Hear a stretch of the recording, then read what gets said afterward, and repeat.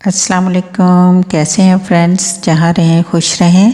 आज आपके लिए एक और बहुत ही मज़ेदार रेसिपी लेके आई हूँ, शनवारी दुम्बा कढ़ाई की रेसिपी। आप इसे मटन में भी बना सकते हैं, बिल्कुल रेस्टोरेंट स्टाइल में, और बहुत ही इजी और बहुत ही झटपट से तैयार हो जाने वाली रेसिपी है। आप इसका एक एक स्टेप फॉलो कीजिएगा। चलें शुरू करते हैं। बिस्मिल्लाहिर्रहमानिर्रहीम।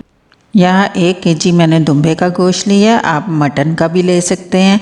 मैंने ये फ्रीज़ किया हुआ था, अच्छी तरह वॉश करके इसे ऐसे ही ऐड कर दूंगी। और इसमें मैंने 2 कप तकरीबन पानी डाल दिया है। इसमें आपने इतना लहसुन शामिल करना है जो कम से कम 1 चम्मच पेस्ट के बराबर हो, और इतना ही अदरक शामिल करना है। अदरक को मैं यहाँ पीस लूँगी और लहसुन मैं इसी तरह डाल दूँगी। 1 चम्मच मैंने इसमें नमक ऐड किया है। आपने इस टाइम पे और कोई चीज़ बिल्कुल ऐड नहीं करनी, सिर्फ यही चीज़ें हमने, ये 3 चीज़ें मैंने लहसुन, अदरक और नमक शामिल करके इसमें पानी डालकर इसको पकने के लिए रख दिया है। इसको पकते हुए तकरीबन 40 मिनट हो चुके हैं। तो आपने इसको सिर्फ 90% तक, 90% जो है वो हमने इसको कुक करना है। 100% कुक नहीं करना, क्योंकि बाद में हमने इसको टमाटरों के साथ कुक करना है। आप इसे कुकर की बजाय अगर कढ़ाई में बनाएं तो ये ज़्यादा टेस्टी बनेगा, क्योंकि कढ़ाई का असल जायका जो है, असल टेस्ट जो है वो कढ़ाई में ही बन के आता है शनवारी का। आप 5 से 6 अदद टमाटर लें। मेरे ये बड़े हैं, मैं 4-5 ऐड करूँगी। आप 5 से 6 अदद टमाटर या जितना साइज़ है उस हिसाब से टमाटर लेकर इसके ऊपर हमने इस तरह से 2-2 पीसीस करके रख लेने। आपने पेस्ट शामिल नहीं करना, हमने इसका छिलका रिमूव करना है। देखें, ये तकरीबन 5 मिनट मैंने इसको दम दिया है, तो इसका छिलका बिल्कुल ऊपर से मेल्ट हो गया और ये मैं इसको रिमूव कर रही हूँ। आपने इसको जो है वो इसी तरह बनाना है जैसे मैं बता रही हूँ। बिल्कुल इसमें प्याज नहीं शामिल होता। इस चिकन शनवारी का डिफरेंस है बाकी कढ़ाइयों से कि इसमें बिल्कुल ऑनियन शामिल नहीं होगा। अब हमने ये जो टमाटर है इसको अच्छी तरह से इसके साथ जो है आंच तेज़ करके भुनाई कर देनी है, ताकि हमारा ये पानी बिल्कुल ख़त्म हो जाए। हमने टमाटरों का पानी और इसका पानी ख़त्म करके, ये देखें, इसको एक जान करना है, बिल्कुल टमाटर और वो ख़त्म हो जाए। ये यहाँ पर मैं इसमें तकरीबन 2 चम्मच मेल्ट हुआ हुआ बटर डालूँगी।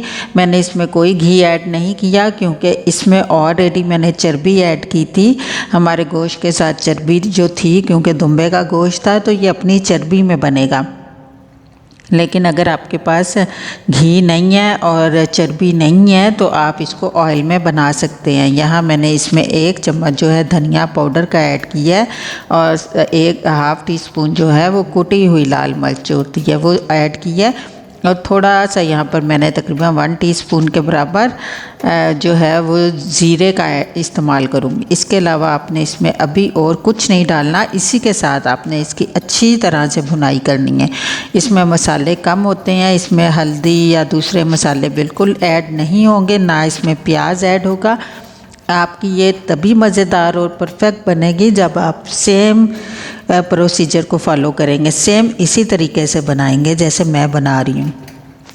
ये देखें जी, हमारी ये पकते हुए इसको 10 से 15 मिनट हो गए हैं। हमने इसमें काट कर ग्रीन चिली, सब्ज़ मिर्चें जो हैं वो इस तरह काट कर पीसेस, क्योंकि इसका टेस्ट जो है, अब इसकी भुनाई जो होगी वो इन्हीं सब्ज़ मिर्चों के साथ होगी। हमने इस टाइम पे सिर्फ इसकी भुनाई करनी है, और भुनाई आपने ऐसे कलछी या किसी ऐसे चम्मच से करनी है जो बिल्कुल इसको, हमारे गोश्त को टूटे ना ये बिल्कुल भी।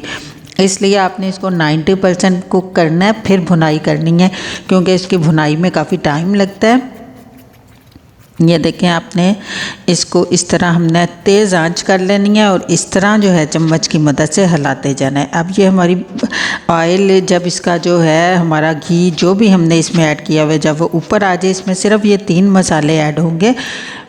कुटी हुई काली मिर्च मैंने इसमें ऐड की है, दरदरी कुटी हुई जो होती है, बारीक पाउडर आपने ऐड नहीं करना। काली मिर्च का 1 चम्मच मैंने 1 टीस्पून जो है वो ऐड किया है। 1/2 टीस्पून वाइट पेपर का, और 1/2 टीस्पून जो है वो हमारा जो गरम मसाला होता है, आम गरम मसाला, वो ऐड करके इसकी अच्छी तरह से मैंने भुनाई कर दी है। जब ऑयल ऊपर आ जाए तो आपने इसमें धनिया और जो भी आप गार्निश कर सकते हैं, करना चाहते हैं वो करके, ये देखें, इस तरह आपने इसको बंद कर देना चूल्हे को। बहुत ही मज़ेदार ये बन के तैयार हुई है।